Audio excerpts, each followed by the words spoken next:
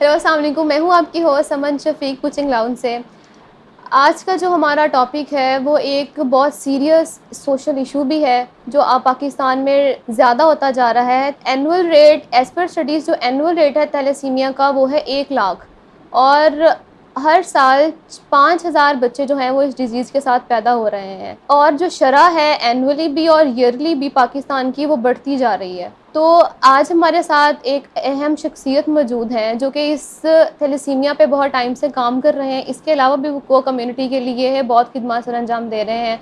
So here we go with Asim Raza साहब। अस्सलाम वालेकुम। वालेकुम सलाम। सर, आप तो मुल्तान के तो रेजिडेंशियल नहीं है, तो आप कौन सी सिटी से बिलोंग करते हैं? मेरा डिस्ट्रिक्ट लोधरा की एक तहसील है कहरोड़ पक्का, वहाँ से मैं बिलोंग करता हूँ। तो सर आपने अपना सारी एजुकेशन वहीं से कंप्लीट की? मैंने मैट्रिक वहाँ से किया था, गवर्नमेंट हाई स्कूल कहरोड़ पक्का से।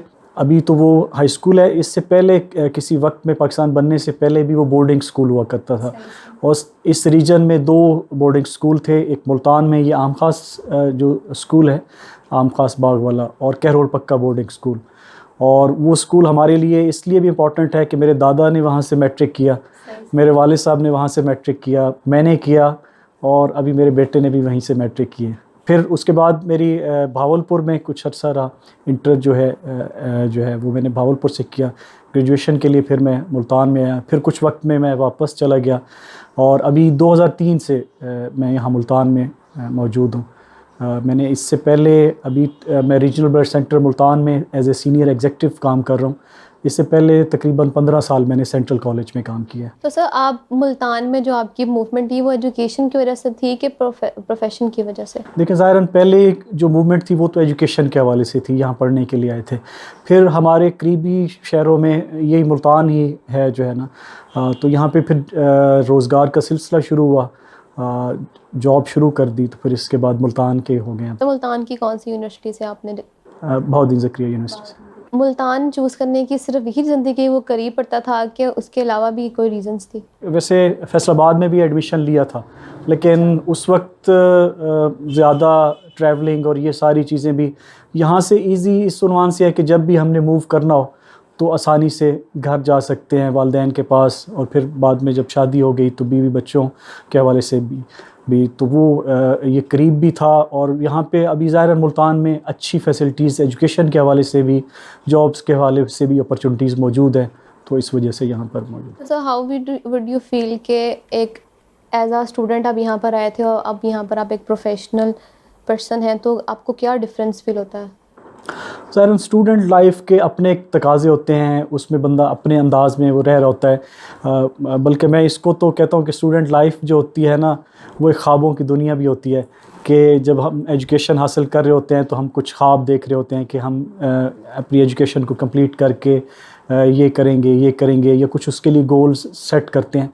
लेकिन जब आप लोग प्रैक्टिकल लाइफ में आते हैं, और मैं ख़ुद भी उसी प्रैक्टिकल लाइफ में आया, तो वो थोड़ी डिफरेंट थी। उसमें बहुत सारे चैलेंजेस हमने फेस किए, क्योंकि किसी भी जगह पर पहुंचने के लिए, या आज जिस मकाम पर या जिस जगह पे मैं मौजूद हूं, तो ज़ाहिरन एक लंबा सफ़र है, उसमें 15-20 साल मैंने सर्व किए, मेरा टाइम लगा, तो उसके बाद जो है ना यहाँ पर हम पहुँचे। तो एक लंबा सफ़र है जिसको करके फिर एक यहाँ इस मकाम तक पहुँचे, और उसमें बहुत सारे तजर्बात भी होते हैं, बहुत सारी चीज़ें सीखने को भी मिलती है। लर्निंग तो खैर सारी ज़िंदगी रहती है, अभी भी हम ज़ाहिरन सीख रहे हैं, अभी भी इसी मरहले में हैं, लेकिन बहुत सारी चीज़ें वक्त के साथ साथ आपको यहाँ से सीखने का मौका मिलता है। सब मेजॉरिटी पीपल इसीलिए आते हैं डिफरेंट सिटीज़ से भी मुल्तान में कि वह जॉब यहाँ पर आएंगे, पढ़ाई कंप्लीट करेंगे और जॉब करेंगे। तो आपने जॉब तो की, लेकिन आपने सोशल वर्क ही क्यों चूज़ किया? देखें, सोशल वर्क ज़ाहिरन हमारे एक समझ लें खून में बसा हुआ है, कि हम जो है ना फैमिली से भी, और इसी तरह से जेनेटिकली भी देखें, या ख़ुद भी जिस फैमिली से मैं बिलोंग करता हूँ, सादात का हमेशा ही एक काम रहा है खिदमत का और ख़िदमत खल्क़ का। तो इस वजह से भी वो मुझे समझ लें कि अपने विरासत में मिला, और फिर यहाँ पर जो दोस्त अहबाब मिले वो भी इसी तरह के ख़िदमत के कामों में लगे हुए थे, तो उनके साथ मिलकर हम भी ख़िदमत के कामों में लग गए। ज़ाहिरन काम छोटे छोटे होते हैं, आपने किसी को हेल्प आउट कर दिया है, किसी की कोई फ़ी का इशू था वो आपने सॉल्व करा दिया है, किसी को पढ़ने के लिए हवाले से किसी टीचर को रिक्वेस्ट करके उसको फ्री में जो है ना वो आपने उसको कोचिंग करवा दी है, किसी को मेडिकल की फैसिलिटी चाहिए थी तो आपने किसी डॉक्टर को रिक्वेस्ट करके उसको चेकअप करवा दिया है, कि मेडिसिन के हवाले से था। तो इस तरह से जो है ना ये सारा काम चलता रहा, और ख़ुद बंदे को सुकून भी मिलता है कि देखें मेरी वजह से अगर किसी की हेल्प हो सकती है। मतलब मैं आपको कहूँ कि ये काम है और वो आपके बस में भी हो और वो आप कर दें तो इसमें कोई हाँ जी, और ज़ाहिरन फ़लाह का काम है। और वैसे भी हदीस शरीफ भी है कि खैरुन्नास से मैं यनफ़उन्नास, कि तुम में से बेहतर वो है जो लोगों के लिए नफ़ा बख्श है, और लोगों के लिए नफ़ा बख्श वही होते हैं कि जिनके वजूद से दूसरे लोगों को फ़ायदा पहुँचे। सोशल वर्क आपके अंदर क्या चेंजेस लेके आपकी पर्सनैलिटी में, आपकी थिंकिंग में? देखें, सोशल वर्क का सबसे बड़ा फ़ायदा तो यही होता है कि आप लोगों के साथ इन टच हैं।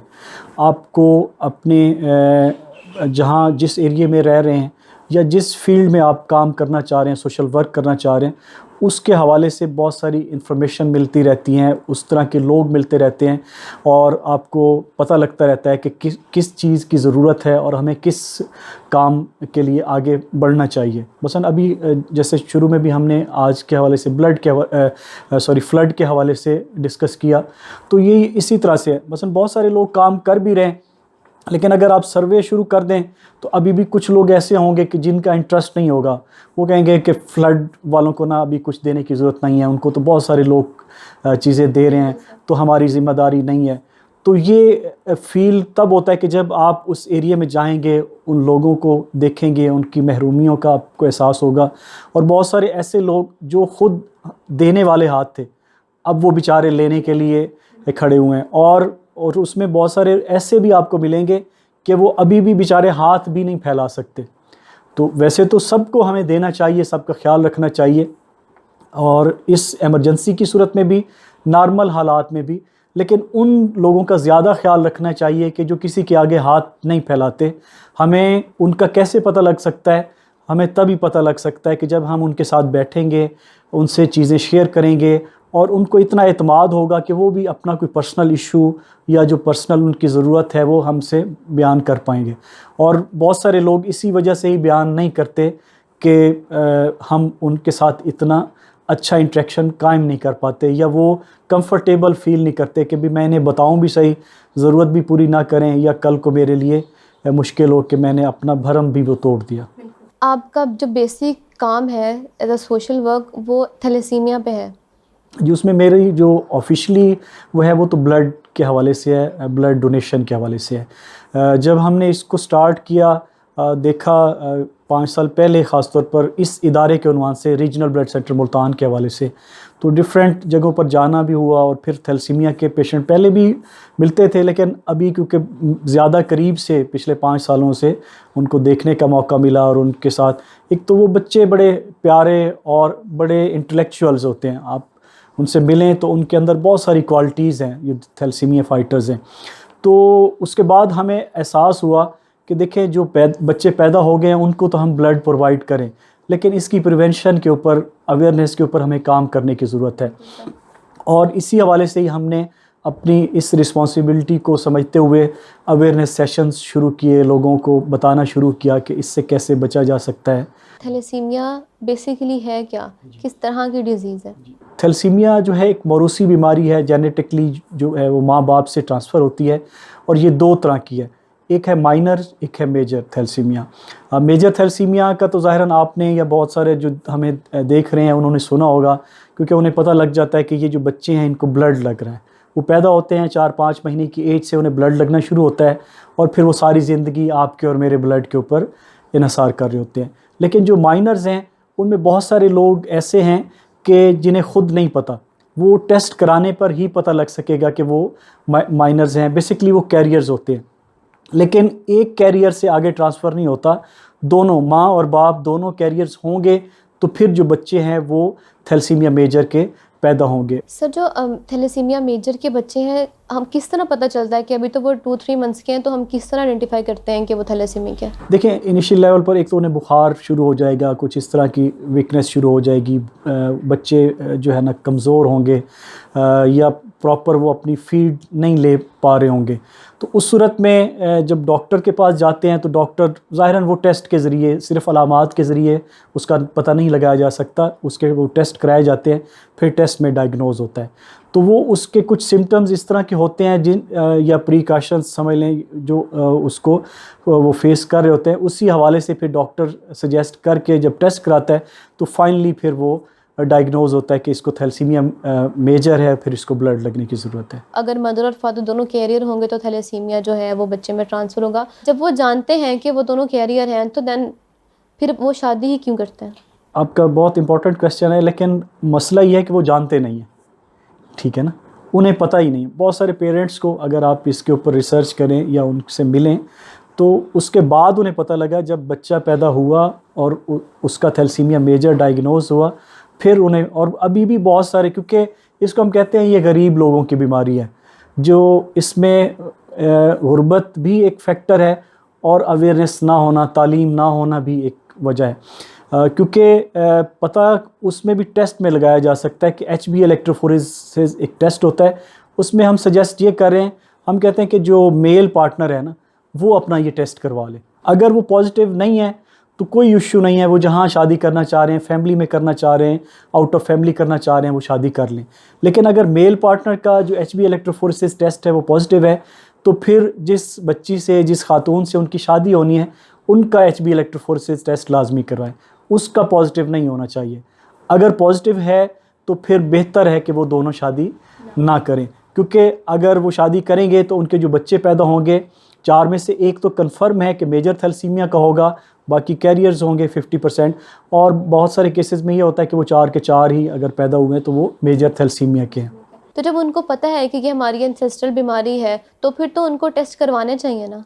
जब लोगों तक ये बात पहुंचेगी, उनको आइडिया होगा इसकी अहमियत का, तो फिर ही वो उस पर आएंगे, क्योंकि बहुत सारे लोगों को पता ही नहीं है कि ये है क्या। सिर्फ उन लोगों को पता है जो इस बीमारी को फेस कर रहे हैं, या कुछ लोग जो इससे रिलेटेड हैं, या जो ब्लड डोनर्स होते हैं उनको आइडिया होता है कि ये बीमारी है और ये जेनेटिकली चल रही है। तो जब अवेयरनेस आ जाएगी तो ज़ाहिरन फिर इसके ऊपर काबू पाया जा सकता है। और वो इसी तरह से है कि मुसलसल मुख्तलिफ़ मीडियाज़ के थ्रू जो है ना, वो सोशल मीडिया है, वो प्रिंट मीडिया है, या बाकी जितने भी रिसोर्सेज हैं, इवन एजुकेशन सेक्टर है, वो इसकी अवेयरनेस के ऊपर सेमिनार्स करेंगे, लोगों को ब्रीफ करेंगे, तो फिर इससे हम बच सकते हैं। सर आपने कहा कि गुर्बत भी एक इम्पॉर्टेंट फैक्टर प्ले करती है थैलेसीमिया में, किस तरह प्ले करती है? देखें, ज़ाहिरन जो अभी ज़्यादा केसेस हैं ना हमारे पास, अगर मुल्तान के सराउंडिंग एरियाज़ में देखें, वो डीजी खां बेल्ट के हैं, जामपुर, इधर से लिया हो गया, इधर से जलालपुर पीरवाला हो गया, ये सारे एरियाज़ हैं जो कि, और उसमें भी फिर रिमोट एरियाज़ से ना, और वो लोग जब आते हैं तो मसलन इसको इस अंदाज़ में भी देख लें कि उनको जब डॉक्टर्स ब्रीफ भी कर रहे हैं कि भाई अभी ये जो बच्चे पैदा हो गए हैं ना, आप चलें इनको ब्लड लगवाएं, मज़ीद और बच्चे पैदा ना करें, तो उस पर भी उनका रेजिस्टेंस होती है। ये कहते हैं जी बस अल्लाह पाक दिए जा रहा है तो ठीक है जो है ना, जबकि उनको उस मुश्किल का बाज़ पेरेंट्स को ख़ुद अंदाज़ा नहीं है कि कितनी मुश्किल से वो बच्चा भी गुज़र रहा है, और फिर दूसरा ये होता है कि वो उसको मैनेज भी नहीं कर पाते, उस बीमारी को टाइमली उसकी ब्लड ट्रांसफ्यूज़न भी नहीं कराते कि उसका HB अगर 10 तक मेंटेन रखना है तो वो उस वक्त तक इंतज़ार करते रहेंगे कि बच्चा बस अब चलने फिरने से उसकी मुश्किल हो गई है, या वो कहेंगे कि अभी हमने महीने के बाद जाना था तो हमारे इतने एक्सपेंस होंगे ट्रैवलिंग के हवाले से, तो बेहतर है कि हम 2 महीने के बाद चले जाएंगे। तो मोस्टली केसेस ऐसे हैं। और जो वेल डू फैमिलीज़ हैं, जो अफोर्डिंग फैमिलीज़ होती हैं, वो फिर इसको अच्छे अंदाज में मैनेज भी कर रही हैं, और इसके अलावा वो फिर अगले ट्रीटमेंट की तरफ भी चले जाते हैं कि बोन मैरो ट्रांसप्लांट, क्योंकि अगर बोन मैरो ट्रांसप्लांट करवा लिया जाए और वो कामयाब भी हो जाए तो फिर उसके बाद वो बच्चे को ब्लड नहीं लगता। लेकिन वो फिर अफोर्डिंग नहीं है कि 25-30 लाख रुपए हों तो उसका बोन मैरो ट्रांसप्लांट कराया जाए। तो सर थैलेसीमिया जो माइनर है उसके सिम्टम्स किस एज में अपीयर होना स्टार्ट होते हैं? देखिए, माइनर्स के कोई सिम्टम्स नहीं होते, ठीक है ना। मेजर के होते हैं कि उसको बुखार होगा, वीकनेस होगी, ग्रोथ उसकी प्रॉपर नहीं होगी, उसको ब्लड लगेगा। माइनर्स का जो कैरियर जो हैं उसका टेस्ट के थ्रू ही पता लगाया जा सकता है, अलामात कोई नहीं होती उसकी, वो नॉर्मल आपकी मेरी तरह ही ज़िंदगी गुजारें, या मुमकिन है कि हम भी अगर करवाएं, हम में से कोई जो है ना वो माइनर निकल है उसमें। जो थैलेसीमिक पेशेंट होते हैं उनकी जो लाइफ ड्यूरेशन है वो कितना होता है? एक स्पेसिफिक टाइम है कि अगर उसको थैलेसीमिया है तो इस टाइम बाद उनकी डेथ हो जानी है, या फिर? नहीं, देखिए ये एक ना कन्फ्यूजन है लोगों के ज़हन में ना, कि शायद कि इनकी जो एज है वो 10-15 साल 20 साल होती है। ऐसा नहीं है। एज तो हम में से भी किसी को नहीं पता कि कितनी है, वो अल्लाह पाक का निज़ाम है।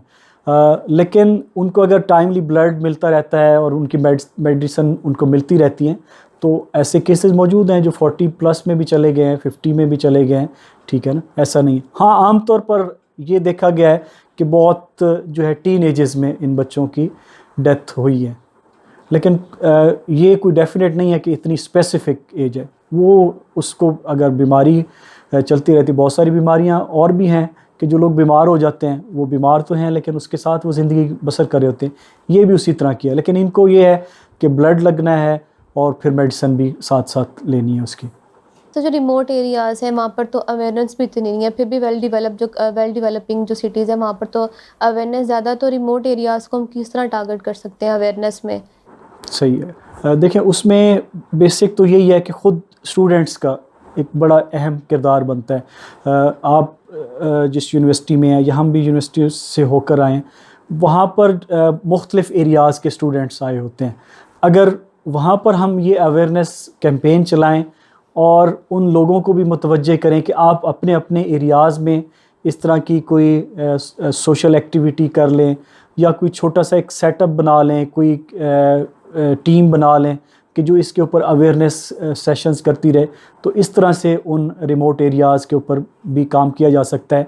और दूसरा बात वही है कि जब गवर्नमेंट इन्वॉल्व होती है ना, फिर चीज़ें बेहतर अंदाज में होती हैं।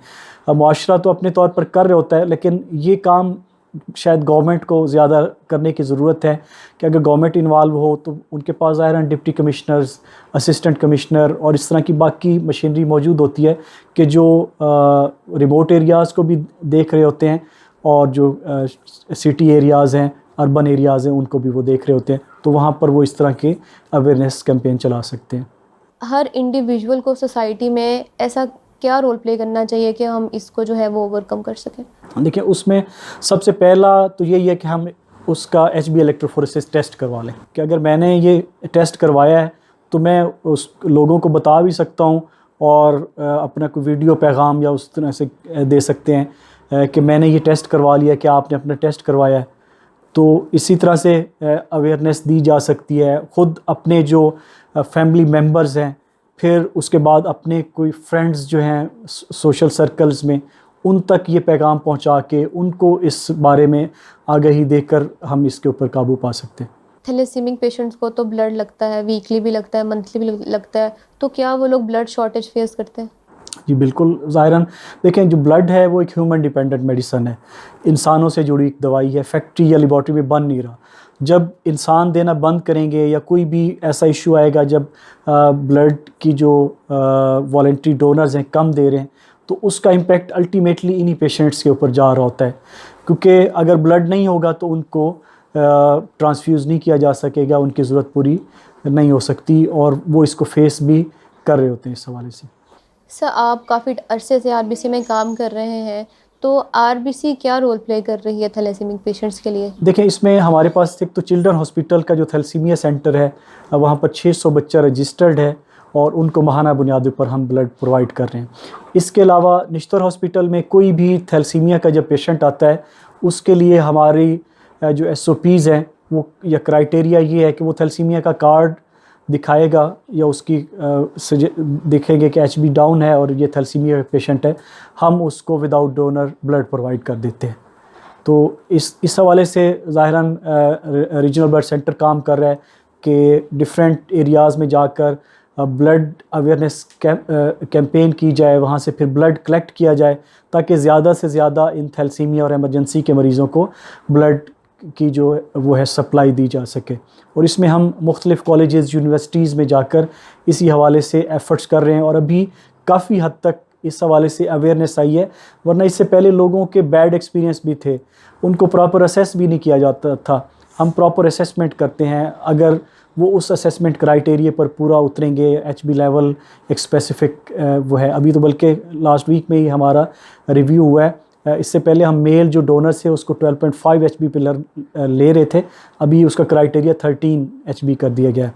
और इसी तरह से 18 से 22 साल के जो डोनर्स थे, इससे पहले हम उनका 50 kg वेट के ऊपर ले रहे थे, अभी उसको भी जो है क्राइटेरिया को बढ़ा दिया गया है, वो 54 kg कर दिया गया। तो इस तरह की जो लेटेस्ट रिसर्च आती हैं या जो SOPs आती हैं, उसको भी हम फॉलो कर रहे होते हैं, और इसी तरह से लोगों को मोटिवेट भी कर रहे होते हैं कि क्योंकि हमारा जो मेन टारगेट है वो यही है कि हमने नेशन को वॉलंटरी ब्लड डोनेशन पर लेकर आना है, रज़ाकाराना खून के एहतियात पर। क्योंकि पूरी दुनिया में भी जो मॉडल है वो यही है कि लोग टाइम टू टाइम आके ब्लड डोनेट करते हैं, और जो ब्लड है वो हॉस्पिटल में मौजूद होता है, और ब्लड प्रोवाइड करना भी हॉस्पिटल की ज़िम्मेदारी है, उसके अटेंडेंट की नहीं है। क्योंकि यहाँ हम वॉलंटरीली ब्लड डोनेट करते नहीं हैं, इसलिए फिर हॉस्पिटल्स के पास नहीं होता, तो वो मजबूरन अटेंडेंट्स को कहता है कि आप अपने ब्लड अरेंज करें। सर, जो RBC के मेंबर्स हैं, यानी जो उनको वॉलंटियरली मंथली या ईयरली बेसिस पर ब्लड प्रोवाइड करते हैं, इन रिटर्न RBC उनको क्या पर्क्स और बेनिफिट प्रोवाइड करते हैं? देखें, मंथली तो ज़ाहिर डोनेट कर नहीं सकते, कम से कम 3 महीने के बाद। उसमें ये होता है कि जो भी हमें ब्लड डोनेट करते हैं, एक तो हमारे रजिस्टर्ड मेंबर हो जाते हैं, उनकी मेंबरशिप हो जाती है, वो ख़ुद रजिस्टर्ड हो जाते हैं, उनके वालिदैन, उनके बहन भाई अगर वो शादीशुदा हैं, स्पाउस और बच्चे। विदिन मुल्तान किसी भी गवर्नमेंट प्राइवेट हॉस्पिटल में उनको ब्लड की ज़रूरत होती है, तो वो फिर रीजनल ब्लड सेंटर उनको without donor free of cost blood भी प्रोवाइड करता है। इसी तरह से डोनर्स को हम एप्रिसिएशन सर्टिफिकेट दे रहे होते हैं कि आपने इस नोबल काज में पार्टिसिपेट किया, हम आपका शुक्रिया अदा करते हैं। तो और इसी तरह से उनको गाइड भी कर रहे होते हैं कि, और ख़ुद लोगों का एतमाद भी इस हवाले से भी बढ़ा है कि कुछ लोग आते हैं ब्लड डोनेट करने के लिए, जब क्राइटेरिया पर पूरा नहीं उतरते तो हम उन्हें वापस भेज देते हैं। वरना इससे पहले बहुत सारी जगहों पर ये क्राइटेरिया इस तरह से मीट नहीं किया जाता था, बस वो फ़िज़िकल अपीयरेंस देखते थे कि ठीक है जी, बस इसके बुनियाद पर उनसे ब्लड ले लें। सर, आपने जीन थेरेपी की बात की कि जीन थेरेपी अगर हो जाती है तो थैलेसीमिया कम्प्लीटली जो है वो ठीक हो जाता है। जीन थेरेपी है वो बहुत एक्सपेंसिव है, तो वुड यू बिलीव कि इन फ्यूचर जो है वो पाकिस्तान उसको जो है वो एक अफोर्डेबल प्राइस में ऑफ़र करेगा थैलेसीमिक पेशेंट्स को? देखिए, मुमकिन है, ज़ाहिरन चीज़ें वक्त के साथ साथ बेहतर होती जाती हैं। इसमें कॉस्ट के ऊपर कंट्रोल भी हो सकता है और ये बढ़ भी सकती है, दोनों सूरतें हो सकती हैं। लेकिन वो फिर भी अगला मरला है, ज़ाहिरन उसके लिए बोन मैरो ट्रांसप्लांट के लिए फिर किसी न किसी से वो उसका गुदा जो है वो भी लेना पड़ता है, वो उसका मैच भी करना पड़ता है। माँ बाप मोस्टली दे रहे होते हैं, या बहन भाइयों के साथ जिसके भी मैच होता है उसके थ्रू। लेकिन इससे पहला स्टेप वही है जो जिसके लिए हम बार बार बात कर रहे हैं अवेयरनेस के हवाले से, कि 2 कैरियर्स की आपस में शादियाँ ना हों, ताकि इस मुश्किल से ही हम बच सकें।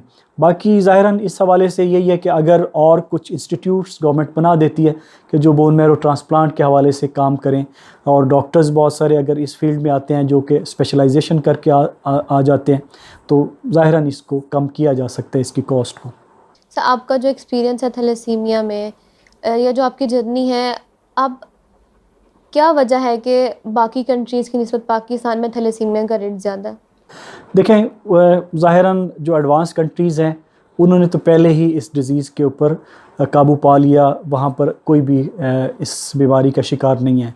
अभी रिसेंटली चंद साल पहले हमारी इस रीजन में पाकिस्तान के साथ जो ममालिक हैं, श्रीलंका और ईरान, उन्होंने भी ज़ीरो कर लिया, वहाँ पर थैलेसीमिया का पेशेंट कोई नहीं है।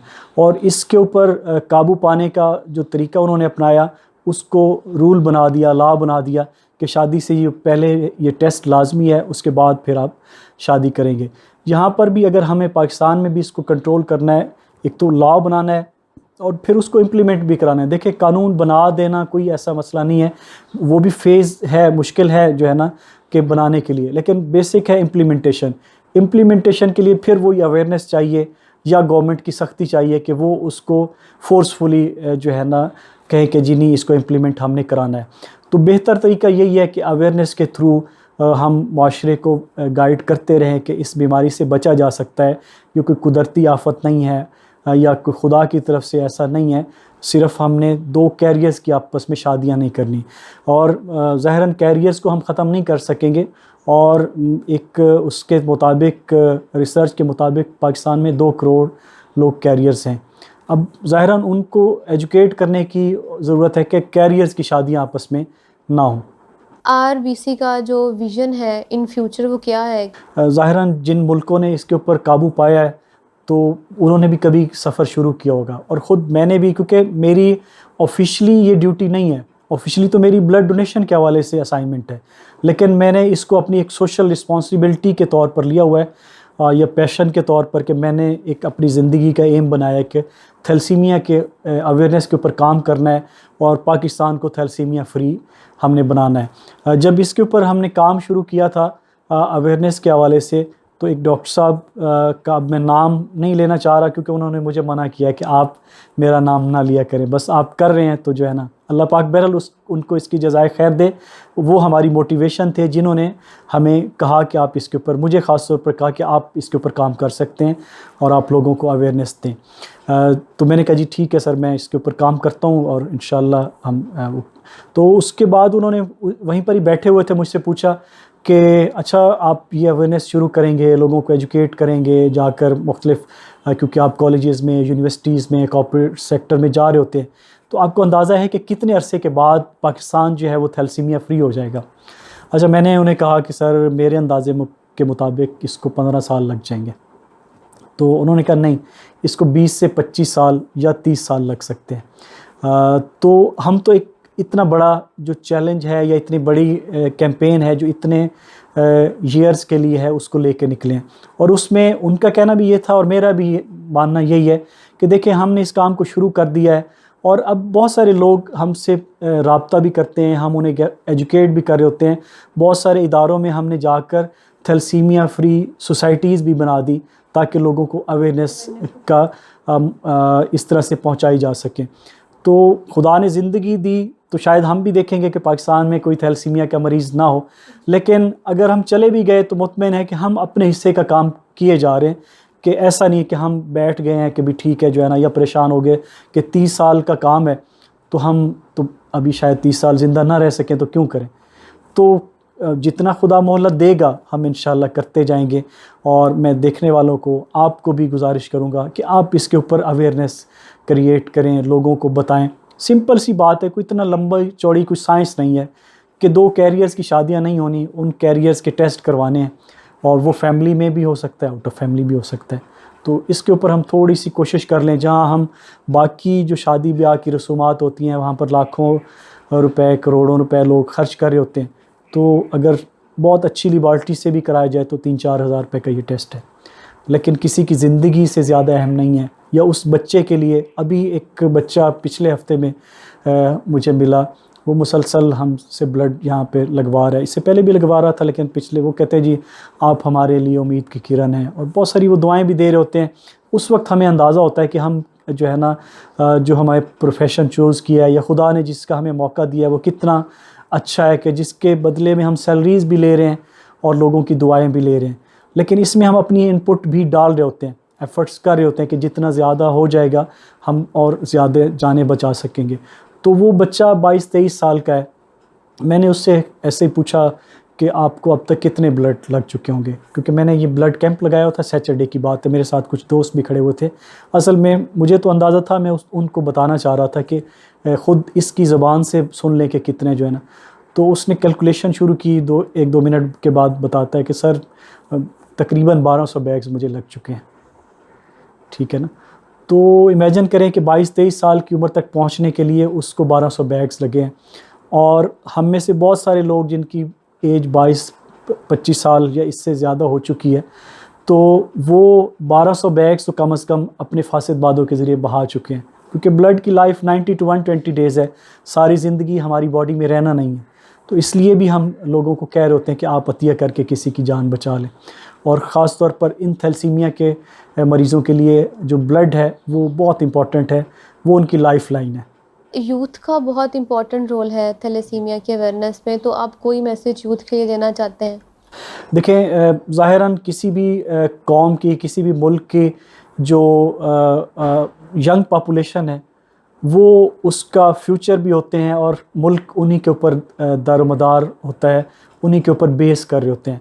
अच्छा, एडवांस जो कंट्रीज़ हैं वहाँ पर ओल्ड एज पॉपुलेशन ज़्यादा है as compare to Pakistan. Pakistan इस हवाले से भी खुशकिस्मत है, हमारे यहाँ जो यूथ की पॉपुलेशन है वो ज़्यादा है, 54 या इससे भी कुछ ज़्यादा परसेंटेज यूथ है।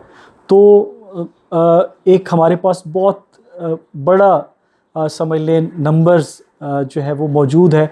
अगर वो इस अहमियत को समझें कि वो साल में एक दफ़ा 2 दफ़ा अपने खून का अतिया दे दें और ख़ुद इसकी अवेयरनेस के ऊपर भी काम करते रहें, तो क्योंकि 7 to 8% किसी भी नेशन के लोग अगर twice a year blood donate कर दें तो फिर बाकी कौम की ज़रूरत पूरी हो सकती है। हम तो बल्कि इस तरह से कह रहे होते हैं कि हमारी यूथ 50% से भी ज़्यादा है, तो 1 ईयर भी दे दें तो फिर भी जो है ना हम उस टारगेट को अचीव कर सकते हैं कि शायद फिर हमारे जो ब्लड बैंक्स हैं वहाँ पर एमरजेंसी में कभी भी ऐसा ना हो कि किसी को ब्लड चाहिए और वहाँ पर ब्लड मौजूद ना हो। और एमरजेंसी में हमेशा ब्लड वही काम आता है जो पहले में ब्लड बैंक में पहले ही निकाल कर ब्लड बैंक में रखा गया है। ऐसा नहीं है, बाज़ केसेस ऐसे आते हैं कि इतना टाइम भी नहीं होता कि आप डोनर को ले आएँ, फिर उसको ब्लीड करें, फिर उसकी टेस्टिंग करें और फिर उसको ट्रांसफ्यूज़ कराएं। तो यूथ को यही मैसेज होगा कि जहां आप बहुत सारे काम और कर रहे हैं और हमारी यूथ में बहुत सारा टैलेंट है, उन्होंने दुनिया में अपने आप को मनवाया है हर शोबे में, जिस फील्ड में भी हमारे नौजवान बच्चे बच्चियां आगे बढ़े हैं, उन्होंने काम किया है, तो उन्होंने पूरी दुनिया को बताया है कि हम पाकिस्तानी इतने टैलेंटेड हैं, तो ये कर सकते हैं। तो हमें इस हवाले से करना चाहिए। मैं यूथ को यही पैगाम दूंगा कि आप अगर साल में 1 दफ़ा या 2 दफ़ा भी ब्लड डोनेट कर दें तो ये बच्चे जो है कभी भी खून के लिए परेशान ना होंगे, ना इनके पेरेंट्स को मुश्किलात होंगी।